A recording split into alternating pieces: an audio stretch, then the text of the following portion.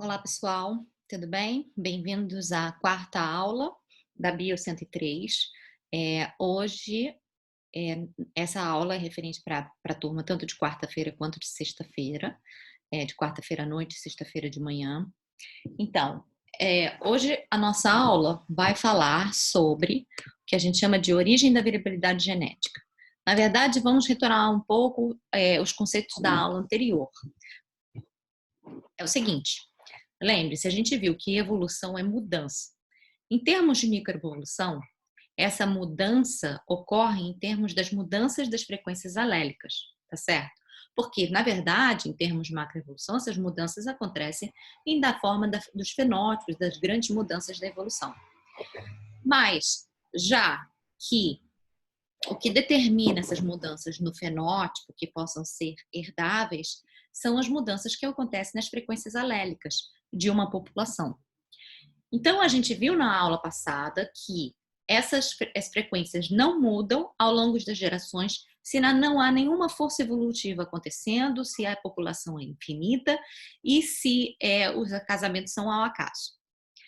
Nesta aula aqui, a gente vai falar sobre uma das 4 forças evolutivas. As forças evolutivas são mutação, migração, seleção natural e deriva gênica.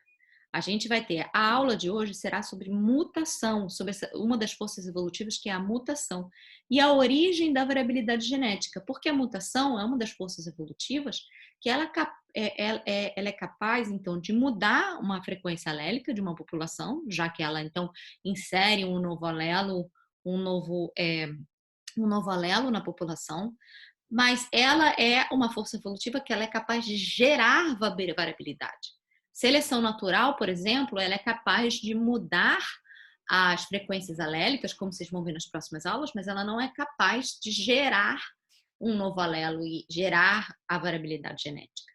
Então, com isso, eu vou agora compartilhar com vocês a minha tela e vou, então, começar os slides que vocês também podem acompanhar através de que ele está disponível também no site. Então, a aula de hoje, que foi elaborada pelo professor Sérgio, fala sobre a origem da variabilidade. Eu vou colocar aqui para vocês verem na tela total. E com isso, a gente tem que falar um pouco sobre conceitos de bioquímica básica, porque a gente está falando do que? Essa variabilidade genética, ela é gerada numa molécula específica, que é a molécula de DNA, que a gente conhece bastante, que é exatamente a molécula responsável por esse código genético que vai ser herdado de uma geração para outra. Mas, antes de falar da molécula de DNA, o que a gente sabe da molécula de DNA é que esse código, então, vai instruir a célula e todo o organismo a sintetizar o quê? Diferentes tipos de proteínas, certo? E cada unidade das proteínas são, na verdade, os aminoácidos, caso vocês não se lembrem. Então, do que é composto esse aminoácido? Que é a proteína que vai, então, conferir o fenótipo que esse código genético gerou, tá? Então, essa proteína é feita de unidades que são aminoácidos, e esses aminoácidos são compostos por um grupo amino, né, nessa parte que a gente chama de N-terminal, e um grupo carboxil. Na verdade, o que é aqui, ó, um grupo carboxil. Na verdade, a ligação peptídica é exatamente feita, né, dessa parte carboxil com a parte N-terminal, que é o grupo amino, do próximo aminoácido. Então, a gente chama aqui à esquerda de terminal N e à direita de o terminal C. Os aminoácidos, eles são todos assim. Existem 20 tipos na natureza. E o que eles se diferem, na verdade, é o que chama esse de R, de esse radical. Esse radical sempre é ligado ao carbono, que está aqui referido, e nós temos diferentes tipos de radicais, desde um radical super simples, que é um hidrogênio, que seria o que a gente chama de aminoácido glicina, ou então um aminoácido muito mais complexo, que tem um radical com um anel, que se chama, por exemplo, prolina, tá? Então, temos 20 tipos diferentes, mas eles só diferem quanto a esse radical aqui. Já em termos de bioquímica, da molécula de DNA, é muito importante saber a composição dessa molécula de DNA para entender os experimentos que foram feitos e também entender a própria estrutura da molécula de DNA, experimentos que foram feitos para não só descobrir a estrutura da molécula de DNA, mas como descobrir que foi o DNA que é exatamente responsável por esse código genético e hereditário que a gente carrega de uma geração para outra, e não outro tipo de molécula. Então, para isso, a gente precisa entender quais são os compostos, quais são exatamente as partes da molécula de DNA. A molécula de DNA, a unidade base dela são os nucleotídeos, que é feito pelo quê? Por uma parte que é um grupo fosfato, aqui. Aqui nós temos, então, um açúcar, que no caso pode ser a ribose ou a desoxirribose no caso do DNA, e a ribose no termo, quando a gente fala do RNA. Lembre-se que, obviamente, a gente tem no nosso corpo, de nós aqui, eucariotos, o RNA como molécula de mensagem, o RNA mensageiro e outros tipos de RNA, mas temos alguns tipos de seres vivos, como, por exemplo, alguns retrovírus, onde a molécula que carrega a herança genética é o RNA. E, além do açúcar, a gente tem uma base nitrogenada, que é representada, então, por esse hexágono, que sempre fica ligado e pode ser de 4 diferentes tipos. Tanto esses 2 tipos que são hexágonos ou esses tipos que são duplos, um hexágono e mais uma outra figura. Então, o importante saber é que a ligação fosfodiéster, que é responsável por ligar um nucleotídeo ao outro, porque isso aqui é uma unidade e esse aqui é uma outra unidade. No entanto, o que acontece é que este grupo fosfato aqui, que tem bastante energia, ele então, para a ligação nucleotídea do carbono 5' do nucleotídeo abaixo ao carbono 3' aqui dessa pentose, que é o açúcar, ela vai liberar uma energia para conseguir fazer essa ligação, tá certo? E nessa ligação, então, é usada a energia e liberada uma molécula de água. Então, a gente sempre tem a síntese da molécula de DNA do carbono 5' com a adição ao carbono 3' do outro nucleotídeo. Bom, vários pesquisadores foram importantes para a descoberta de que a molécula de DNA é exatamente a unidade hereditária, tá? Que passa, então, a informação genética de uma geração para a outra, tá certo? Começou-se tudo com esse biólogo suíço, Friedrich Miescher, que isolou, em 1869, vários compostos ricos em fósforos de núcleo de células brancas do sangue. Então, é a primeira indicação de que era uma molécula, então, que estava no núcleo, que ela continha bastante fosfato. E aí ele denominou essa molécula de nucleína. Depois, o biólogo alemão, um pouco depois da descoberta das leis de Mendel, ele, conjuntamente com Walter Sutton, Theodor Boveri, então sugeriu e propôs a teoria cromossoma da herança, na qual os fatores responsáveis pela hereditariedade que o Mendel propunha, como o que a gente chama dos genes ou os alelos, eles na verdade estavam localizados em cromossomos, como que é o que a gente conhece até hoje. Depois, Frederick Griffin, que é um médico inglês, em 1928 foi responsável por caracterizar o que a gente chama de princípio transformante, que mostrando que o material genético constitui uma substância química encontrada nas células, mesmo que não vivas. Então, como que foi esse experimento dele? Esse experimento dele foi baseado em uma bactéria, Streptococcus pneumoniae, que é o fator patogênico, né, que causa acho que é pneumonia, e ele, então, tinha duas amostras, duas estirpes dessa bactéria aqui, que uma ele chamava de S, que era smooth, e a outra ele chamava de R, que era rough. Então, a S smooth, ela tinha uma cápsula que protegia, então, a bactéria do sistema de defesa do animal. Dessa forma, essa forma S, quando ela infectava, então, um camundongo, o camundongo morria, porque ela era resistente, então, às defesas do animal. Depois tinha uma outra forma R, que é a que não tinha a cápsula, que ela não era patogênica. Por quê? Porque ela não tinha cápsula, então ela era morta pelos mecanismos de defesa dos animais. Então, se você injetasse a forma viva, tanto a forma viva da bactéria R, da chip R, o camundongo ficava vivo. O que ele pegou de interessante foi que ele, então, usou a temperatura para matar as células S e usou isso como controle também infectou os camundongos e os camundongos sobreviviam. No entanto, quando ele pegava a forma morta, né, dessa forma S, depois de ser morta por temperatura, e se juntava às células, então, da bactéria que eram da forma R, que não infectavam e que não matavam normalmente os camundongos, quando ele me fazia essa mistura, ele então infectava um ratinho e via que então é, é, ele via então que esse ratinho morria e descobria que no sangue do ratinho tinha então as formas vivas de S nessa amostra de sangue. Então a conclusão que ele chegou é de que a bactéria viva no R tinha sido viva do tipo R, que não era patogênica, foi transformada numa bactéria patogênica S por alguma coisa que eles não sabiam o que era. Que era alguma substância que era herdada, então, das células mortas, que eram do tipo S, que eram patogênicos.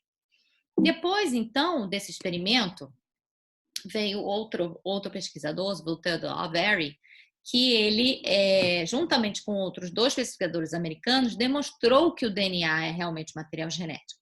E, na verdade, esse experimento é basicamente uma continuação do experimento anterior, usando o mesmo raciocínio, né? Eles tinham essa forma S virulenta da bactéria, matavam por calor, né? Faziam a transformação com diferentes frações da forma S morta. E usavam novamente a forma R, que não era patogênica. Então, eles se perguntavam, olha, eu vou aqui usar uma fração da proteína do que veio do tipo S virulento. Eu consigo, então, dar esse fator de patogenicidade e transformar aquelas células em células S, se eu simplesmente colocar as proteínas do que era essa célula, a fração de proteína dessa célula S morta, eu consigo transformar a célula R agora em patogênica, em célula S normalmente? Não consigo fazer isso com as proteínas, não consigo fazer isso com os lipídios, não consigo fazer isso com a fração de polissacarídeos, mas consigo então fazer com a forma do RNA aqui, da parte eu consigo fazer com a forma quando eu tenho DNA, tá certo? Nem com o RNA também não consigo, só consigo fazer realmente com DNA dessas bactérias, da fração de DNA das bactérias do tipo virulento. Então, ele mostrou que esse material, que é o responsável pela carga hereditária, por passar a patogenicidade, está contido, então, nas frações da substância da molécula que é o DNA dessa célula anterior. Então, com isso, outro experimento importante mais ou menos no mesmo período, mostrando também a descoberta de que o material genético é o DNA. Esse experimento foi feito por Hershey and Chase. É um experimento famoso de um vírus chamado bacteriófago. Bacteriófago é um vírus que infecta bactéria. Esse vírus aqui é um vírus encapsulado, que ele tem uma parte em que normalmente a parte proteica de fora é a parte que contém enxofre, porque enxofre é um átomo importante nas proteínas, e na parte do DNA, da material genético, seja DNA ou RNA do vírus, ele é uma forma, ele contém muito de molécula de fosfato, que é uma molécula, um átomo de fosfato, que é um átomo específico da parte de DNA ou RNA, tá certo?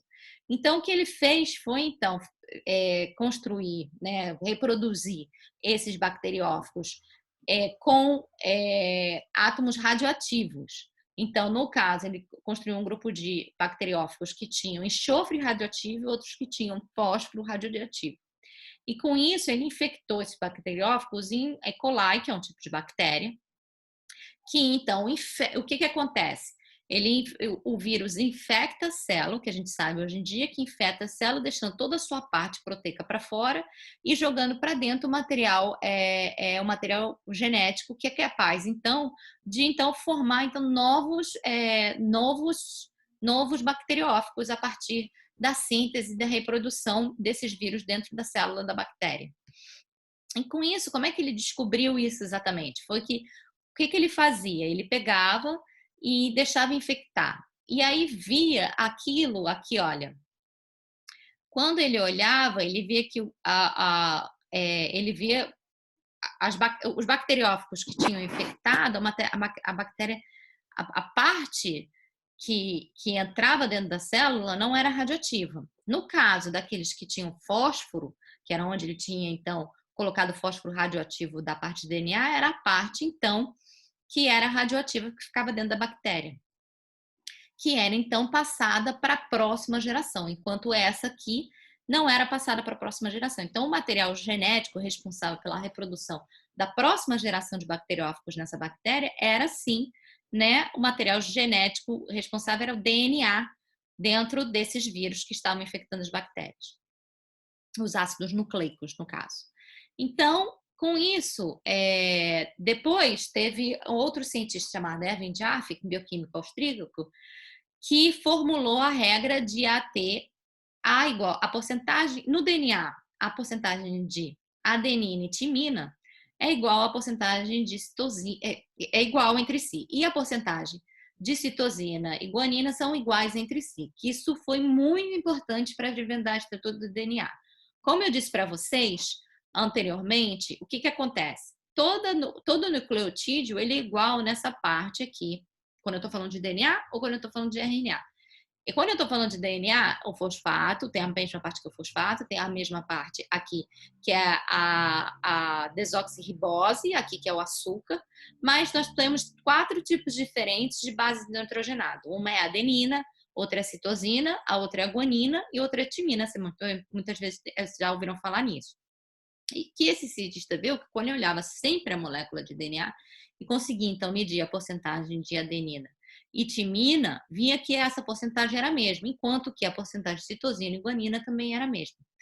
Isso foi muito importante depois quando começou-se então a parte de tentar entender a estrutura do DNA através do raio-x, onde a Rosalind Frank foi pioneira. E os resultados, então, foram também feitos e corroborados pelos cientistas Watson e Crick, que são os famosos, né, que propuseram o modelo da molécula de DNA, baseado também nessas difrações em raio-x que a Rosalind Frank também tinha feito. Nessa estrutura de raio-x, eles começam a ver que essa molécula, através da difração dos raios-x por cristais de DNA, vê que essa molécula de DNA tinha uma estrutura antiparalela, ou seja, era feito de 2 cadeias que eram antiparalelas entre si, ou seja, ela estava na direção 5' para 3', como os carbonos que eu falei para você, e a outra ao contrário, 3' e 5'.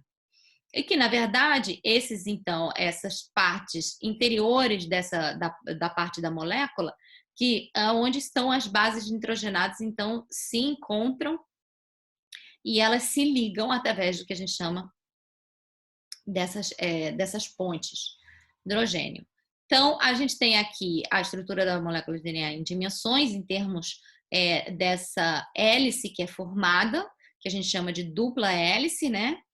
E a gente, então, sabendo que é uma importante estrutura, que se ela mantém exatamente essa mesma distância entre uma fita da molécula e a outra, e sabendo da estrutura da timina e da citosina, o que a gente sabe é que a citosina e o que a gente sabe aqui é que tanto a adenina quanto a guanina, elas são bases nitrogenadas que a gente chama de purina. Esses nucleotídeos, então, são chamados de purinas.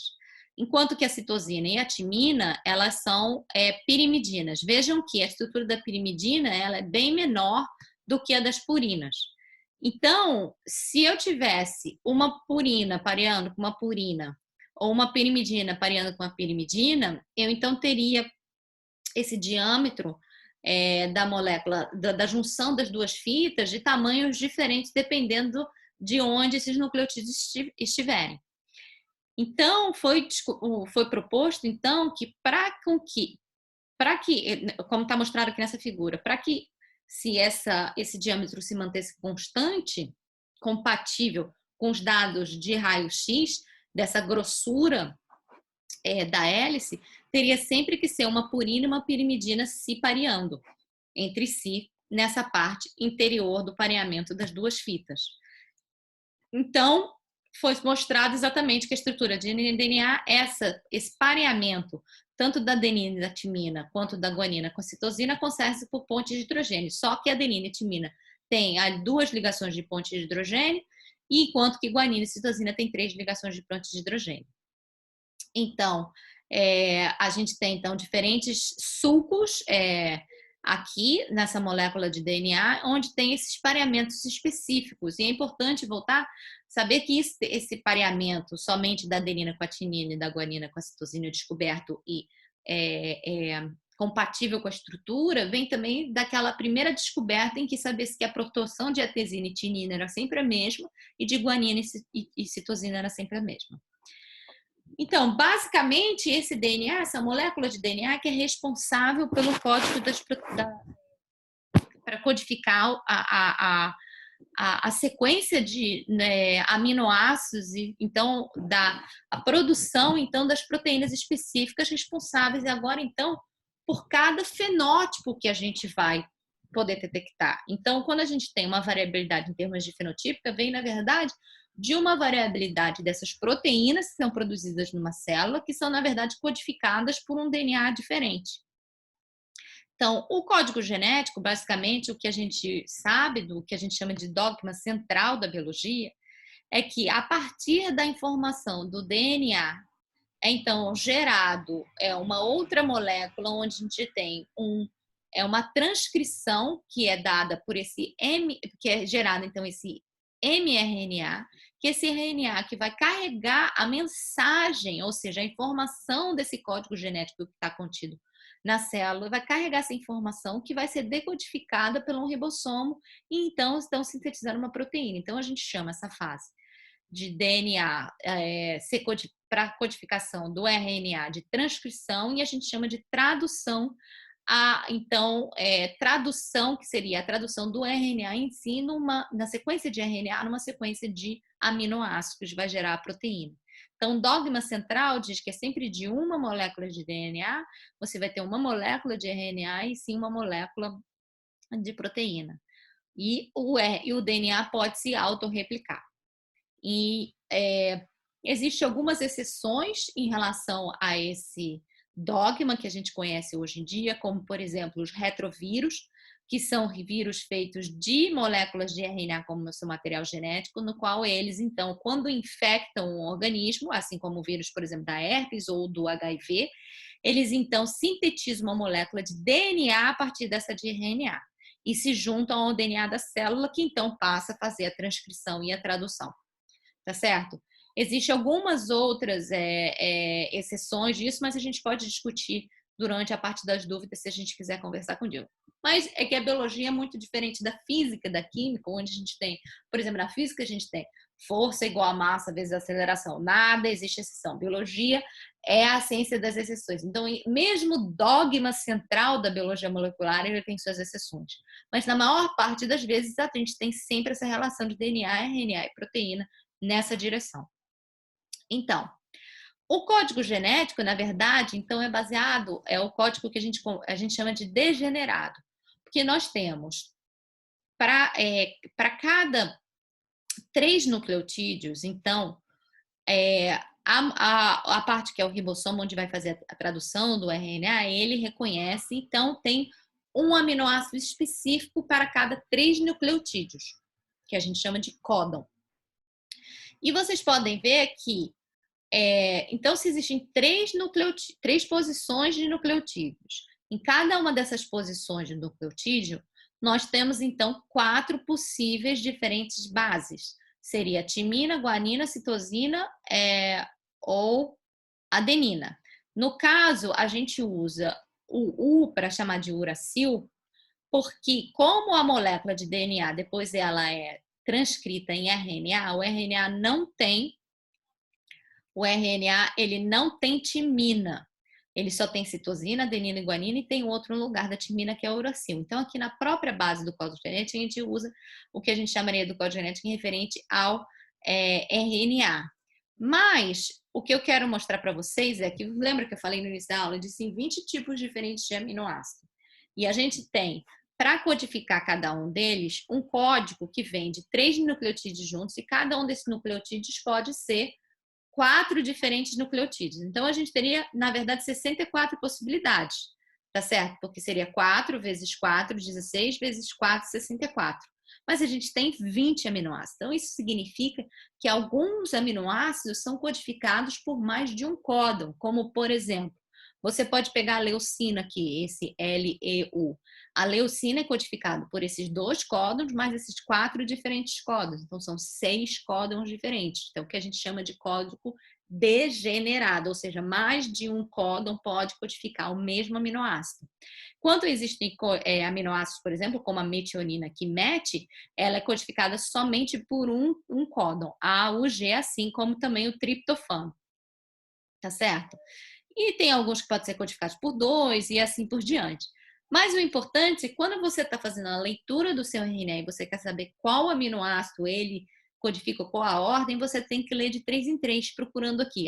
Se a sua primeira base do códon for C, a sua segunda base do códon for U e a terceira base do códon for C, você então codifica TC, UC, você codifica então uma leucina. E assim por diante, a gente vai lendo essa informação desta maneira. A primeira, sua segunda base também é um C. Mas a minha terceira base é um C também. Então, eu tenho CCC, uma prolina. É assim que a gente vai lendo o código. E como é que acontece, então? Isso a gente está falando da tradução, mas como é que acontece a replicação do DNA, que é exatamente essa fase em que o DNA consegue fazer uma célula dele mesmo? Que veja bem, na hora que uma célula vai se multiplicar, ela tem que multiplicar tudo que tem dentro da célula dela, inclusive o núcleo e o DNA, para a célula ter uma célula filha que tem exatamente a mesma, o código hereditário que a célula da qual houve origem. Então, as duas células vão ter também o mesmo material genético ali dentro. Então, como isso é feito?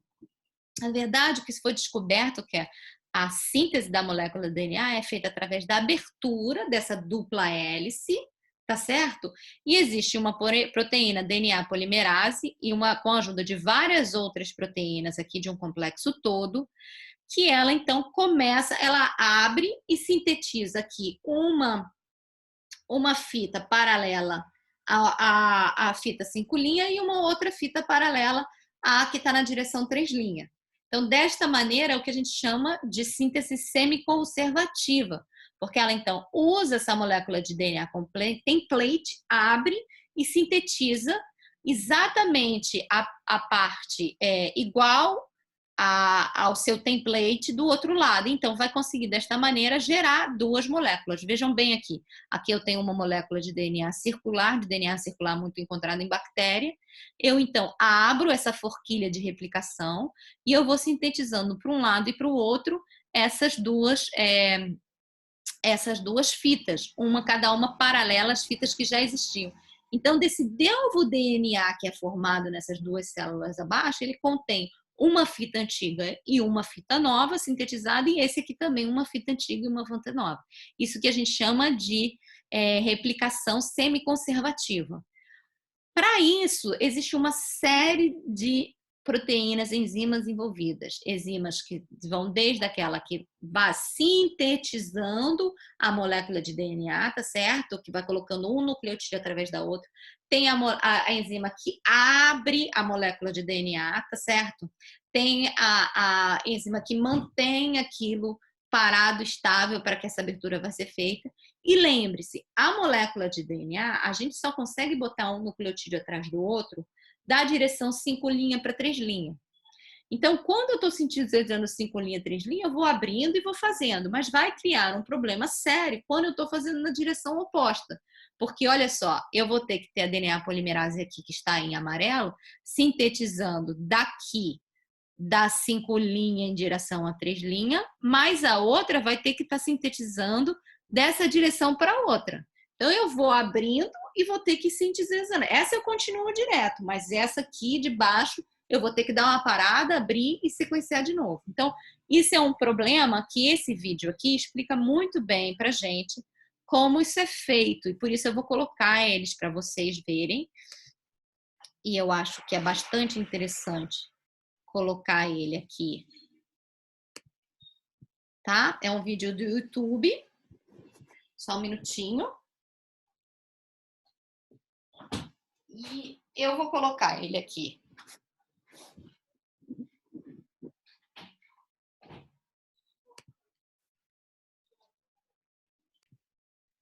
Desculpa, pessoal, é que o vídeo ele foi tirado e agora eu achei novamente ele de novo.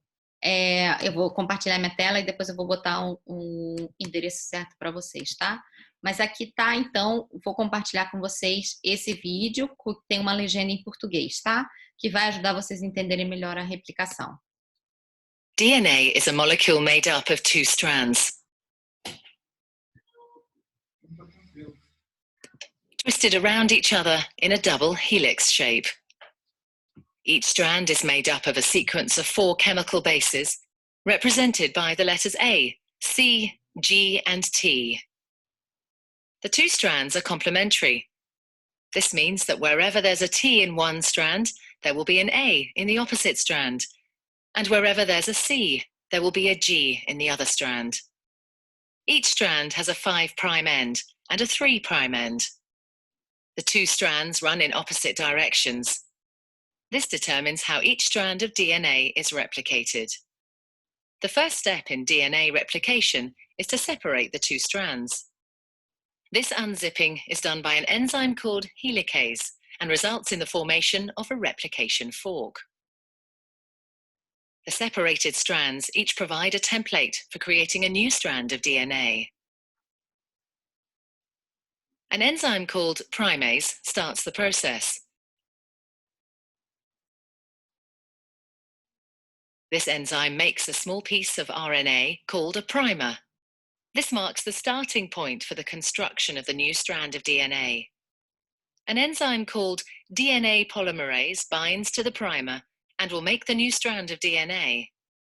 DNA polymerase can only add DNA bases in one direction, from the 5' end to the 3' end. One of the new strands of DNA, the leading strand, is made continuously, the DNA polymerase adding bases one by one in the 5' to 3' direction. The other strand, the lagging strand, cannot be made in this continuous way because it runs in the opposite direction. The DNA polymerase can therefore only make this strand in a series of small chunks called Okazaki fragments.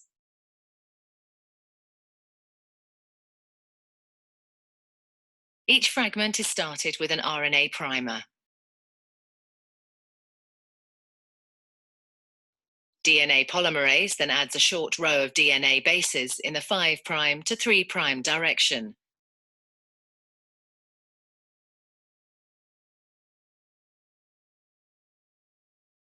The next primer is then added further down the lagging strand. Another Okazaki fragment is then made, and the process is repeated again. Once the new DNA has been made, the in both strands to form a continuous double strand. DNA replication is described as semi-conservative because each DNA molecule is made up of one old, conserved strand of DNA and one new one.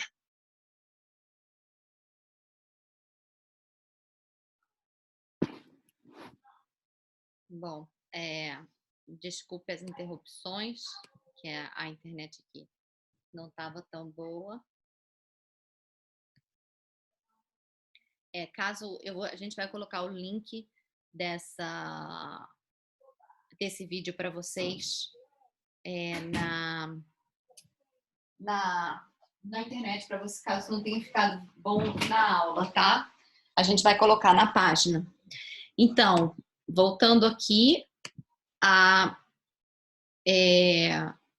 o compartilhamento da aula aqui, vocês podem ver esse vídeo nesse link. Eu acho que esse link não está funcionando, mas eu vou botar o link certo no E-Disciplinas.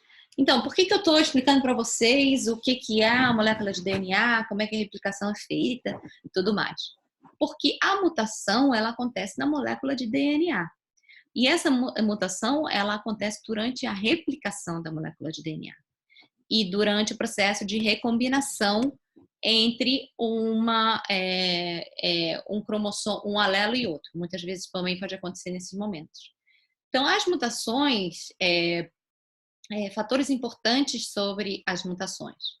Hermann Müller, em 1943, recebe o prêmio Nobel por seus trabalhos com radiações ionizantes provocando mutações. Então, mutações significa que a gente vai falar de vários tipos de mutações diferentes, tá? Mas ele mostrava que usando radiações ionizantes era capaz, então, de gerar essas mutações gênicas. A gente tem, além das mutações induzidas, que são como essa que tinham sido demonstradas anteriores, existem as mutações espontâneas, que são muitas vezes a mudança de um nucleotídeo para o outro nucleotídeo através desses que a gente chama de tautômeros de base nitrogenada. Isso é uma das coisas que acontece. A outra maneira que a gente também tem de acontecer mutações é através de radicais livres que estão nas nossas células o tempo todo, que são oxidação intracelular, radiações ionizantes, efeito de alterações de várias estruturas de DNA. E mesmo a alteração acontece, muitas vezes, a molécula de DNA polimerase, a enzima DNA polimerase, quando ela está colocando um nucleotídeo novo, ela pode errar. E esse erro, então, pode gerar, então, uma mutação. Que tipos de mutações que a gente tem? A gente tem tipos de mutações que a gente chama de transição, que é a mudança de um tipo de base para o outro tipo de base, para o mesmo tipo de base, por exemplo, mudança da adenina para a guanina. Veja bem, isso aqui é uma mudança de uma purina para uma purina. Se eu tenho ou então uma mudança de transição de uma pirimidina para uma pirimidina, de citosina para timina. Agora, a transversão é, na verdade, quando ocorre, e é isso que acontece muito mais frequente, né, por causa dessas possibilidades, é o mudar de uma purina por uma pirimidina. Isso pode causar um efeito muito maior de mudança na molécula de DNA. E a gente tem as mutações dependendo, que ocorrem randomicamente, aleatoriamente na molécula de DNA, mas elas muitas vezes dependem do efeito, né? Desse efeito que vai gerar, então, na sequência de aminoácidos de proteína. Como o código é degenerado, algumas vezes, quando eu muto o nucleotídeo, por exemplo, no caso deste U aqui no final do códon glicina para um A, eu não vou mudar, então, o meu aminoácido traduzido. Então, é uma mutação que a gente chama de sinônima, que ela não troca o sentido, ela não muda o aminoácido. Isso não vai, provavelmente, ter nenhum efeito fenotípico. Agora, as mutações que a gente chama de não sinônima é quando você, então, tem a troca de um desses nucleotídeos, mas essa troca de nucleotídeo pode acarretar na mudança de um aminoácido, como é desse C no segundo nucleotídeo do códon, para um A, que vai sair de uma prolina para uma histidina. Ou sem sentido, porque vários dos códons, eu não frisei para vocês, mas eles são também, eu posso ter o que a gente chama de códon de parada. Veja bem aqui, eu tenho este UAA, UAG e UGA, que são códons de parada, que dizem para o ribossomo que agora você para de traduzir porque a sua proteína acabou, sua sequência de aminoácidos acabou. Então, com isso, eu tenho esse tipo de mutação que se chama mutação sem sentido, que é um aminoácido para um código de parada, que chama de nonsense também. As mutações, então é importante perguntar, que é uma pergunta muito geral que todo mundo tem, mutações e evolução. A gente sabe que a mutação é responsável por mudança da frequência alélica e que elas são capazes, então, de trazer mudanças na frequência alélica e evolução. Mas as mutações surgem por causa das mudanças ambientais ou elas ocorrem independente delas?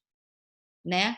O que vocês acham sobre isso? Eu estou numa população, ocorreu uma mudança de temperatura, será selecionado aqueles indivíduos que são mais resistentes à temperatura. Mas será que a mudança na temperatura é capaz de gerar as mutações que são responsáveis por esta resistência à temperatura? Ou essas mutações, essa variação na população, ela já existia, certo? Então, ela foi então selecionada. Então, um experimento importante para trabalhar com isso foi, para mostrar a resposta dessa pergunta, é um experimento se a gente coloca bactérias que são sensíveis a um determinado antibiótico em um meio de cultura com antibiótico, algumas colônias crescerão. Tem aqui uma placa com meio de cultura sem antibiótico, uma placa com antibiótico, coloco umas bactérias e espalho em suspensão. A gente vai ver que quando eu não tenho antibiótico, todo mundo cresce aqui em diferentes colônias, mas quando eu tenho a placa com antibiótico, somente aquelas colônias aqui, que esses pontinhos que são resistentes a antibiótico, vão crescer, continuar crescendo. No entanto, o que acontece? Vamos fazer um experimento para dizer, essas mutações, elas foram geradas porque foi adicionado antibiótico ou elas já existiam antes? Depois desses resultados que eu vou mostrar aqui para vocês, que é chamado experimento carimbo de veludo, que vocês me dizem o que vocês acham. Olha só, eu pego uma placa em meio de cultura sem antibiótico, espalho toda essa minha suspensão de bactéria e faço o crescimento bacteriano. Depois, uma placa com meio de cultura sem antibiótico, né, que vocês viram, eu vou lá e coloco uma folha bem igualzinha aqui, exatamente, pega as bactérias, tá certo? Nas posições que ela estava e coloco exatamente na placa de Petri. Só que agora eu faço isso para 4 diferentes placas de Petri, tá certo? Quando eu faço isso para 4 diferentes placas de Petri, mas veja bem, eu mantenho a posição exatamente de todas essas colônias que estavam aqui no meio de cultura anterior sem antibiótico. E coloco no 4 placas de Petri, que agora tem um meio de cultura com antibiótico, então só vão crescer aquelas que são resistentes. Vejam que as mesmas colônias, nas mesmas posições que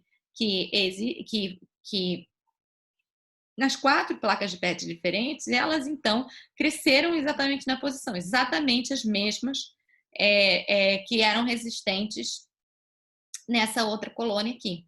Então, a resistência já existia exatamente nas mesmas colônias antes da inserção do antibiótico. Então, essa propriedade, esse fator genético que faz a resistência, ela já existia, ela não surgiu, ela não foi gerada por causa da implementação do antibiótico. O antibiótico só selecionou-as. Porque se ele tivesse sido gerado depois da implementação do antibiótico, a posição das colônias de resistentes deveria ser diferente para cada uma das placas de Petri. Então, a mutação e a variabilidade, ela existe antes, ela é gerada através da mutação, essa variabilidade, e a seleção natural age em cima dessa mutação. Então, é muito importante, por isso, na verdade, um dos conceitos bastante importantes para a gente é que manter a variabilidade genética. Por isso que é tão importante uma população ter uma variabilidade genética e ser muito diferente entre si.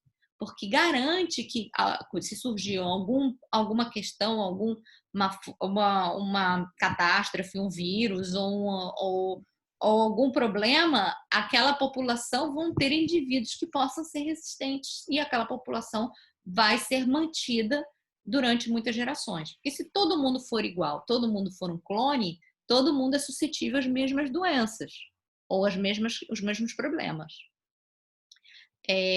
Existem outros tipos de alteração que não são as alterações que a gente estava falando, são mutações de nucleotídeos únicos, que a gente chama de SNPs, que a gente vai ver no trabalho que a gente vai fazer aqui. Existem mutações que são pedaços do DNA inteiro que mutam, como deleção, que é aqui, por exemplo, um pedaço do cromossomo pode ser deletado e perdido. Duplicação, um pedaço do cromossomo ele pode ser duplicado. A gente tem a inversão, que continua com a mesma quantidade daquele pedaço de DNA, só que ele inverte a posição. E a gente tem a translocação, que com os cromossomos diferentes eu posso ter a mudança de um pedaço de DNA para este outro cromossomo e o que tinha neste outro cromossomo para este, como vocês estão vendo aqui. Então, com isso, Eu vou parar aqui a compartilhamento. Se vocês tiverem problema de ter visto o vídeo que eu coloquei para vocês, por favor, vão no link que eu vou deixar disponível na página também. E com isso, e lá no vídeo vocês podem fazer a opção de botar a legenda em português.